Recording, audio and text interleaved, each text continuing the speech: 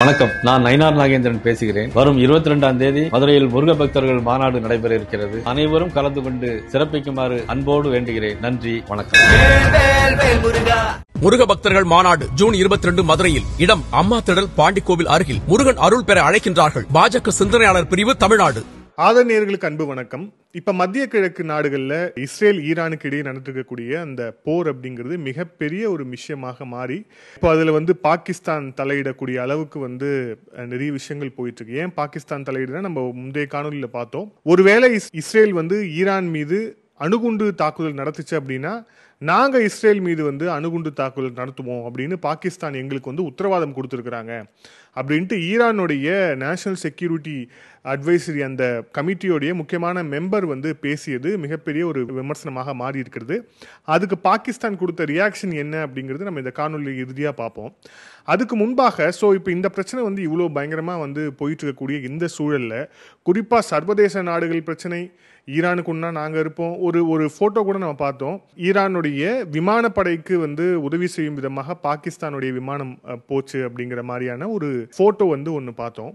So வேற நாட்டிலலாம் பிரச்சனை நடந்துச்சு அப்படின்னா தலையிடணும் அப்படிங்கிற அளவுக்கு ரொம்ப அவேராக இருக்கக்கூடிய பாகிஸ்தானுடைய இஸ்லாமாபாத் அரசாங்கம் இப்போ அவங்க நாட்டில் நடக்கக்கூடிய ஒரு மிக முக்கியமான ஒரு பிரச்சனையை எப்பவுமே பேசுனது கிடையாது. அதே மாதிரி அது சம்பந்தமான செய்திகளும் பெரிய அளவுக்கு வந்தது கிடையாது. ஆனால் இப்போ அவங்களுடைய லோக்கல் மீடியாஸ்ல இது சம்பந்தமான செய்திகள் ஜாஸ்தியா வர தொடங்கி இருக்கு அப்படிங்கறத பாக்குறோம். அது மட்டும் இல்ல, நீங்க பாருங்க, பலுச்சிஸ்தான் அப்படிங்கிற அந்த பகுதியில நேற்று ஒரே நாள்ல 5 தாக்குதல்களை பாகிஸ்தான் ராணுவத்தை நோக்கி நடத்தப்பட்டிருக்கிறது. ஒரு தாக்குதல் இல்லை, 2 தாக்குதல் இல்லை, 5 தாக்குதல்கள் ஒரே நாளில் நடந்திருக்கு அப்படிங்கிறத பார்க்குறோம். அது எங்கே அப்படின்னா, பலுச்சிஸ்தான் மாகாணத்தில் இருக்கக்கூடிய ஜமுரான் அப்புறம் பஞ்ச்கர் அப்படிங்கிற 2 பகுதியில் நடந்துட்டு இருக்கக்கூடிய மிக முக்கியமான ஒரு தாக்குதல் சம்பவம். இதை வழக்கம் போல பலுச்சிஸ்தான் லிபரேஷன் ஆர்மி அவங்க தான் நடத்தியிருக்கிறாங்க. அதே மாதிரி பாகிஸ்தானுடைய துருப்புகளை மையமாக வைத்து நடத்தப்பட்ட தாக்குதல், அவங்களுடைய வாகனத்தை சிதறடித்து நடத்தப்பட்ட தாக்குதல். இந்த தாக்குதல் சம்பவத்தில் 4 பாகிஸ்தான் ராணுவத்தை சேர்ந்த வீரர்கள் கொல்லப்பட்டிருக்கிறார்கள் அப்படின்ட்டு அவங்களுடைய பலுச்சிஸ்தான்ல இருக்கக்கூடிய லோக்கல் மீடியாலேயே ஃபிளாஷ் ஆகி மிகப்பெரிய ஒரு நியூஸா மாறி இருக்கு. பலுச்சிஸ்தான் அப்படிங்கிற அந்த பகுதி ஈரானோடு தன்னுடைய அந்த எல்லைகளை பகிர்ந்துட்டு இருக்கு. அதே மாதிரி ஈரானுடைய அந்த நடமாட்டம், ஈரானுக்கு தேவையான உதவிகளை பாகிஸ்தான் அந்த எல்லையில செய்தா அப்படிங்கிற ஒரு டிஸ்கஷன்ஸ் ஏற்கனவே ஒரு பக்கம் போயிட்டு இருக்கு. இப்போ அந்த போயிட்டு இருக்கக்கூடிய சூழல்ல இப்போ பலுச்சிஸ்தான் லிபரேஷன் ஆர்மி அவங்களோட தாக்குதலை தீவிரப்படுத்தி இருக்கிறாங்க. இதே மாதிரி தான் ஆபரேஷன் சிந்தூர் நேரத்திலையும் பலுச்சிஸ்தான் லிபரேஷன் ஆர்மி பாகிஸ்தானுக்கு எதிரான அந்த தாக்குதலை தீவிரப்படுத்தினாங்க. அதில் எந்த அளவுக்கு போய் அவங்களுடைய அந்த மிரியார் பலூஜிலிருந்து மிக முக்கியமான அந்த பலுச்சிஸ்தான் லீடர்ஸ் என்ன சொன்னாங்க அப்படின்னா, ஆபரேஷன் சிந்தூரை இன்னும் ஒரு 7 நாட்கள் இந்தியா எக்ஸ்டெண்ட் பண்ணியிருந்ததுன்னா தனி பலுச்சிஸ்தான் அப்படிங்கிற ஒரு நாடே பிறந்திருக்கும் அப்படின்னு சொன்னாங்க. அதுக்கு அர்த்தம் என்ன அப்படின்னா, அங்க அவங்க தாக்குதல் நடத்தும் போது பாகிஸ்தான் ராணுவத்தை நோக்கி நாங்க தாக்குதல் நடத்துவோம், தாக்குதல் நடத்தினா இந்த இருமுனை தாக்குதலை இஸ்லாமாபாத் அரசாங்கத்தால் நிச்சயமா அதை சரி செய்ய முடியாது, அதை சமாளிக்கவும் முடியாது. அவங்க கிட்ட இருக்கக்கூடிய அந்த சைனீஸ் எக்யூப்மெண்ட்ஸை வச்சுக்கிட்டு, சைனீஸ் வெப்பன் சிஸ்டத்தை வச்சுக்கிட்டு அவங்களால ஒன்றும் பண்ண முடியாது, நீங்க கொடுங்க. அந்த எந்த அளவுக்கு போனாங்கன்னா, இந்தியா கிட்ட அவங்க என்ன விஷயம் கேட்டாங்க, 1971 நீங்க பாகிஸ்தான் ராணுவத்துக்கிட்ட பறிமுதல் செய்த இந்த ஆயுதம் இருக்குல்ல, அந்த ஆயுதத்தை திருப்பி கொடுங்க, துருபிடிச்ச ஆயுதத்தை திருப்பி கொடுங்க, அந்த ஆயுதத்தை வச்சே பாகிஸ்தான் ராணுவத்தை என்ன செய்யறோம்னு பாருங்க அப்படின்னு சொல்லிதான் அவங்க சொன்னாங்க. ஸோ அந்த அளவுக்கு பலவீனமான ஒரு ராணுவ கட்டமைப்பை வைத்திருக்கக்கூடிய பாகிஸ்தான் ஈரானுக்கு நான் உதவி பண்றேன் அப்படின்னு சொல்லிட்டு அங்க போய் சொல்லக்கூடிய விஷயங்களாகட்டும், இப்போ அதுக்கு ஒரு மிகப்பெரிய பேக் ஃபயர் ஆயிருக்கு. ஸோ அது சம்பந்தமான விஷயத்தை பார்க்கறதுக்கு முன்னாடி, பலுச்சிஸ்தானில் நடத்தப்பட்ட இந்த தாக்குதலில் பாகிஸ்தான் ராணுவத்தை சேர்ந்த வீரர்கள் கொலை செய்யப்பட்டிருக்கிறார்கள். இது அவங்களோட கெச் அப்படிங்கிற அந்த கெச்சி மாவட்டத்தில் நடந்திருக்கு. பலுச்சிஸ்தானுடைய மிக முக்கியமான ஒரு மாவட்டம். அங்கே இந்த தாக்குதல் நடந்திருக்கு அப்படிங்கிறத பார்க்குறோம். நம்ம அன்னைக்கே சொன்னோம், பாகிஸ்தானுடைய ராணுவத்தின் மீது தொடர்ச்சியாக நடத்தப்பட்ட தாக்குதல் சம்பவம் அப்படிங்கிறது அதிகரிச்சுக்கிட்டே இருக்கு. அப்படிங்கிற போது அடுத்த கட்டமா பாகிஸ்தான் பலுச்சிஸ்தான்ல ஏதேனும் ஒரு நகர்வை நகர்த்தணும் அப்படின்னு நினைச்சாங்கன்னா கூட அதை அதுக்கான ஒத்துழைப்பை அங்க இருக்கக்கூடிய வீரர்கள் கொடுப்பாங்களா அப்படிங்கிற ஒரு கேள்வி இருக்குன்னு நம்ம சொல்லியிருந்தோம். இப்ப நடந்துட்டு இருக்க தாக்குதலும் அதை ஒட்டி தான் இருக்கு. அதே மாதிரி ஏற்கனவே ஒரு ஃப்ரண்ட் நமக்கு பக்கத்துல ஓப்பனா இருக்கு. அதாவது ஈரானும் இஸ்ரேலும் மிக கடுமையாக சண்டை போட்டுட்டு இருக்கிறாங்க. ஸோ இந்த ஒரு நேரத்தையும் நம்ம பயன்படுத்திக்கணும் அப்படின்னு பலுச்சிஸ்தான் லிபரேஷன் ஆர்மி ரொம்ப தீவிரமாக இறங்கியிருக்கிறாங்க. அதுக்கு என்ன அர்த்தம்? பாகிஸ்தான் மீதான தாக்குதல் நிற்க போவதில்லைன்னு அர்த்தம்.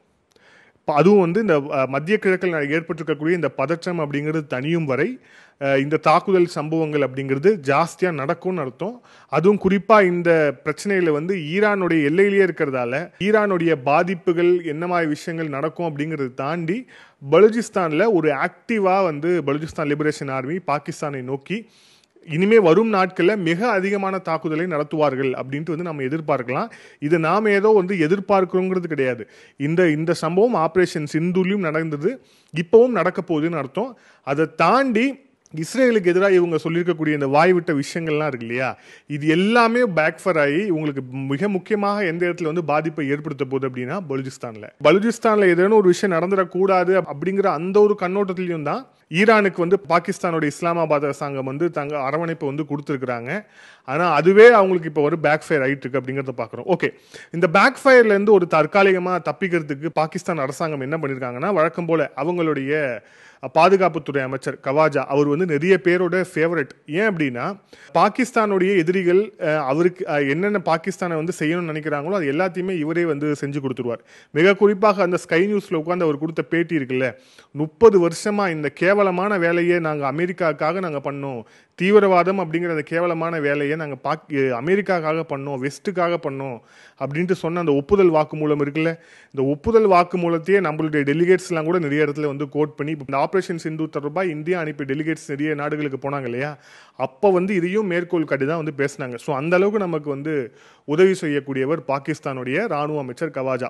இப்போ அவர் வந்து இப்போ பாகிஸ்தானை டிஃபெண்ட் பண்ணுறதுக்கு இறங்கியிருக்காரு. என்ன சொல்லியிருக்காருன்னா, நாங்கள் there is no such commitment, நாங்கள் அந்த மாதிரிலாம் எந்த ஒரு கமிட்மெண்ட்டும் நாங்கள் வந்து தாக்குதல் நடத்துவோம், தாக்குதலை வந்து இஸ்ரேல் மீது வந்து அணுவாய தாக்குதலை நடத்துவோம்னா எந்த கமிட்மெண்ட்டும் ஈரானுக்குலாம் நாங்கள் கொடுக்கவே இல்லைங்க.